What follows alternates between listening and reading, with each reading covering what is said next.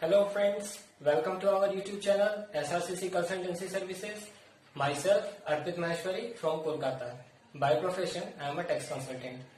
So friend, आज हम लोग जीएसटी के ऊपर एक बहुत ही इम्पोर्टेंट टॉपिक के ऊपर डिस्कशन करेंगे. उस टॉपिक का नाम है reverse charge mechanism. In short इसे आरसीएम के नाम से जाना जाता है. सो फ्रेंड, जीएसटी में सप्लायर यानी कि वो इंसान जो हमें या तो गुड्स सप्लाई करता है या सर्विस प्रोवाइड करता है. जनरल केसेस में वही हमसे इनवॉइस में टैक्स चार्ज करता है और गवर्नमेंट को पे करता है. से फॉर एग्जांपल मान लीजिए कि मैंने किसी को गुड्स बेचा, 100 रुपीज का गुड्स था, उसके ऊपर में 5% हमारा जीएसटी लगा. तो मैं कस्टमर से 105 रुपीज कलेक्ट करूंगा और उसमें से 100 रुपीज जो मेरे गुड्स का है वो मैं अपने पास रखूंगा और 5 रुपीज गवर्नमेंट को पे कर दूंगा. बट फ्रेंड्स, लेकिन कुछ कुछ कंडीशंस ऐसी होती हैं, कुछ कुछ सर्कमस्टांसेस ऐसे हो जाते हैं या कोई सिचुएशन ऐसी बन जाती है कि जहां पे सप्लायर हमसे जीएसटी चार्ज नहीं कर सकता, बल्कि बायर खुद जीएसटी का अमाउंट गवर्नमेंट को पे करेगा. इन शॉर्ट अगर इसे कहा जाए, यहाँ पे सप्लायर की जिम्मेदारी खत्म हो जाती है और बायर की जिम्मेदारी आ जाती है टैक्स पे करने की. सप्लायर हमसे सिर्फ और सिर्फ गुड्स के अमाउंट को ही चार्ज करता, वो हमसे टैक्स नहीं लेता. जो बायर है वही टैक्स गवर्नमेंट को अपने पॉकेट से पे करेगा. यानी कि ऐसी कंडीशंस जहां पे जीएसटी के टैक्स की जिम्मेदारी सप्लायर पे ना आकर बायर के ऊपर आ जाती है, उसे ही हम लोग रिवर्स चार्ज मैकेनिज्म यानी कि आरसीएम कहते हैं. यानी कि फ्रेंड्स, जीएसटी में सामान खरीदने वाला व्यक्ति सेलर को टैक्स का अमाउंट ना देकर डायरेक्ट गवर्नमेंट को पे करता है. यहाँ पे कुछ कुछ सर्कमस्टांसेस ऐसे बन जाते हैं जहाँ पे कुछ पोर्शन बायर को और कुछ पोर्शन सेलर को गवर्नमेंट को पे करना पड़ता है. यानी कि यहाँ पे पार्शियली रिवर्स चार्ज आता है. सो फ्रेंड, आइए हम लोग अब अपने नेक्स्ट पॉइंट पे चलते हैं. आरसीएम कब अप्लाई होता है? आरसीएम तब अप्लाई होता है जब हम किसी अनरजिस्टर्ड पर्सन से गुड्स परचेज करते हैं. यानी कि मैं एक रजिस्टर्ड पर्सन हूं, मैंने किसी अनरजिस्टर्ड पर्सन से गुड्स परचेज किया. वो अनरजिस्टर्ड डीलर होने के कारण वो मेरे से जीएसटी का अमाउंट चार्ज नहीं कर पा रहा है. लेकिन मैं रजिस्टर्ड डीलर हूं तो गवर्नमेंट मेरे ऊपर लायबिलिटी रेज करेगी कि आपने अनरजिस्टर्ड पर्सन से परचेज किया है, उसके बिहाफ में आप एज अ रजिस्टर्ड पर्सन हमें उस गुड्स के ऊपर टैक्स दें. यानी कि जो टैक्स की लायबिलिटी है अनरजिस्टर्ड डीलर से परचेज करने के कारण, वो लायबिलिटी मेरे ऊपर जनरेट हो गई है और गवर्नमेंट मेरे से टैक्स लेने के लिए पूरी तरह से लायबल है. सो फ्रेंड्स, आरसीएम के अंदर गवर्नमेंट ने कुछ एक सर्विसेज को नोटिफाई कर रखा है, जिसमें अगर हम लोग उन नोटिफाइड सर्विसेज में कोई भी सर्विस अवेल करते हैं तो जीएसटी की सारी जिम्मेदारी हमारे ऊपर आ जाती है और उसकी जो पेमेंट है वो हमें ही करना पड़ेगा. सामने वाला यानी कि जो हमारा एम्प्लॉयर है, जो हमें गुड्स की या सर्विस की सप्लाई दे रहा है, वो इन चीजों में बाध्य नहीं होगा. सारी की सारी टैक्स की लायबिलिटी हमारे ऊपर रहेगी. सो फ्रेंड्स, आइए अब हम लोग जानते हैं कि ऐसी कौन कौन सी सर्विसेज है जिनको गवर्नमेंट ने नोटिफाई कर रखा है. आइए एक एक करके उनके बारे में जानते हैं. सबसे पहली सर्विस इंपोर्ट ऑफ सर्विस, फिर इसके बाद में गुड्स एंड ट्रांसपोर्ट सर्विस यानी कि जीटीए. इसके बाद में लीगल सर्विसेज, जो आपके एडवोकेट्स वगैरह आपको प्रोवाइड करते हैं या प्रोफेशनल्स प्रोवाइड करते हैं, टैक्स कंसल्टेंट प्रोवाइड करते हैं, वो लीगल सर्विसेज में आता है.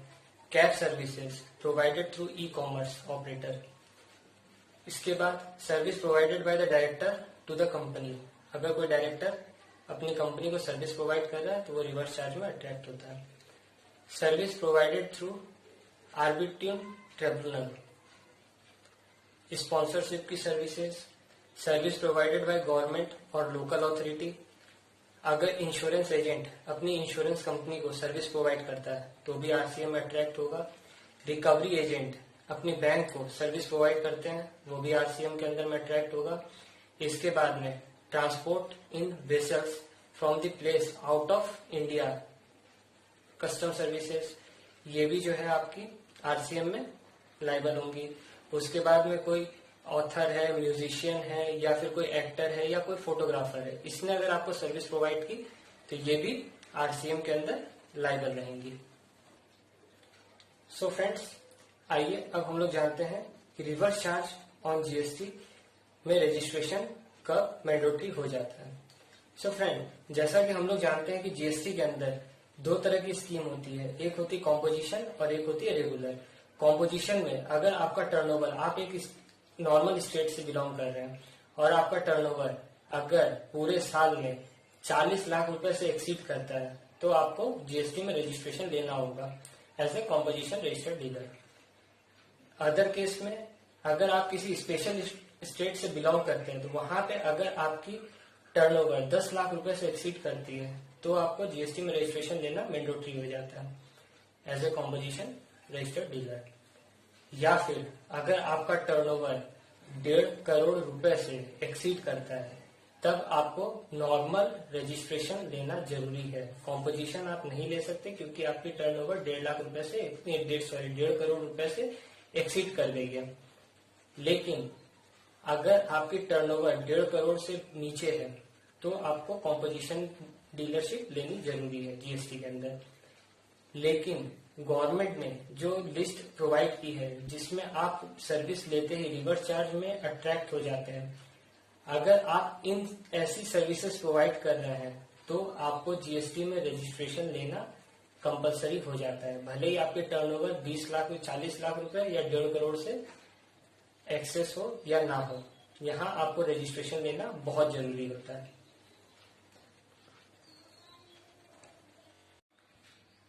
So friends, move to the next point. Who will make invoices? RCM में इनवॉइसेस कौन बना सकता है? So friends, अगर आप एक रजिस्टर्ड डीलर हैं और आपने एक सर्विस प्रोवाइड की है बट आप जीएसटी में रजिस्टर्ड हैं तो इनवॉइस आप इशू कर सकते हैं। आप अनरजिस्टर्ड डीलर हैं, इस केस में आप उसे एक भी इनवॉइस इशू नहीं कर पाएंगे। यहाँ बायर खुद इनवॉइस रेज करेगा। यहाँ पे बिल फॉर्मेट कंप्यूटराइज्ड भी हो सकता है और मैनुअल भी हो सकता है, इसमें कोई रोक टोक नहीं है कि आप कंप्यूटराइज्ड बिल ही होना चाहिए या फिर किसी अलग तरीके का बिल होना चाहिए। यहाँ पे normal computerised either manual bill हम लोग रेज कर सकते हैं। सो फ्रेंड, एक और छोटी सी अमेंडमेंट्स आई है। अगर आप ऑफिस में या कहीं पे भी बिजनेस से रिलेटेड कोई भी एक्सपेंडिचर करते हैं, अगर वो एक्सपेंडिचर 5,000 रुपए तक का है, यानी कि 5,000 रुपीज तक का वो एक्सपेंडिचर है, इस केस में आपको गवर्नमेंट को कोई भी टैक्स पे करने की जरूरत नहीं है। अगर वो एक्सपेंडिचर आपका 5,000 रुपीज से एबव हो जाता है, इस केस में आपको उसके ऊपर जीएसटी की टैक्स लायबिलिटी जनरेट करनी होगी और उसे गवर्नमेंट को पे करना पड़ेगा। लेकिन साथ ही साथ उसका इनपुट भी आप क्लेम कर सकते हैं। सो फ्रेंड्स, आरसीएम के अंदर इतना ही था। आई होप आपको हमारी ये वीडियो बहुत ही पसंद आई होगी। So please like and subscribe our channel और साथ ही साथ इसे अपने फ्रेंड्स, रिलेटिव्स सबके साथ शेयर करें और साथ ही साथ बेल आइकन को जरूर प्रेस करें ताकि आने वाली वीडियोस के नोटिफिकेशन आपको प्रॉपरली मिलते रहे। So thank you friends.